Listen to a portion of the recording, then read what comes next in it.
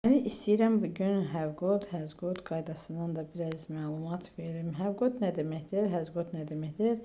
Var, vardır deməkdir. Nə deyim? Var, vardır deməkdir. Yəni şəxsə malikdir, sahiblənmək deməkdir. For example, I have got 5 pens. Mənim 5 qələmim var. Söhbət məndən gedir. Mənə aiddir.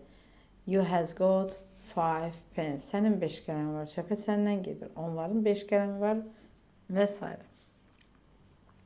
İndi gəlin bunun gedişatına baxaq. Biz dedik ki, birinci şəxs yenə eyni zamanda birinci şəxs, ikinci şəxs, üçüncü şəxs deyə müraciət edirik.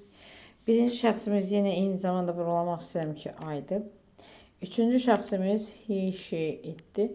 Qalan hallar deyəndə we, you, they-i nəzərdə tuturuq. Birinci şəxsimizdə have və yaxud have-in qısaldılmış forması I.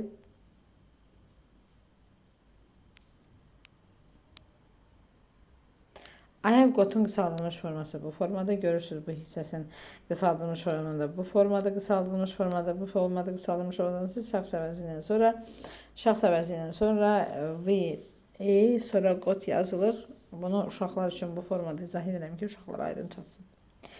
Və gəldim bu şəxs əvəzliyinin işlənməsində have got-un sual forması. Have got necə işlənir? Have got, has got keçir cümlənin əvvəlinə. Biz bayaqdan vurğuladıq ki, bu üçüncüdə has got olur. Və görürsünüz, bir dənə üçlüklər dəyişir. She'dir, he'dir, itdə has olur. Sual forması şəxs əvəzliyindən qabağa keçir. Have got-lar, has got. İnkarı isə have-dən sonra not olur. Məsəl üçün, gəl bir nümunəyə baxaq.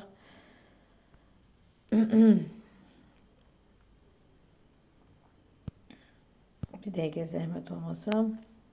Aha, baxaq burada bir nümunəyə.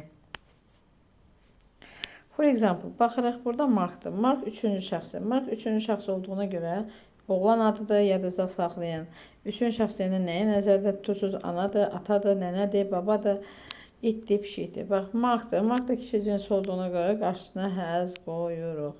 You'dur. You demişdim üçüncü şəxsdə və bir dənə üçüncü şəxslər fərqli olur. Qalan hallarda have olur. Ayda da eyni şəkildə have yazırıq. Və burada əndli bağlayıcı olanda ola bilsin ki, burada üçüncü şəxs ola bilər. Misal üçün ay olmasın, she ola bilər. Onda mən əndə görə həmişə yadınızda saxlayın ki, uşaqlar. Əndə görə həmişə qarşısında have verim. Çünki and bizim cəmimizdir. Bax, bu görürsünüz you'dur. Bu you'ya görə. Yəni burada ola bilər ki, she yazıla bilər. Heç ay yazılmasın da.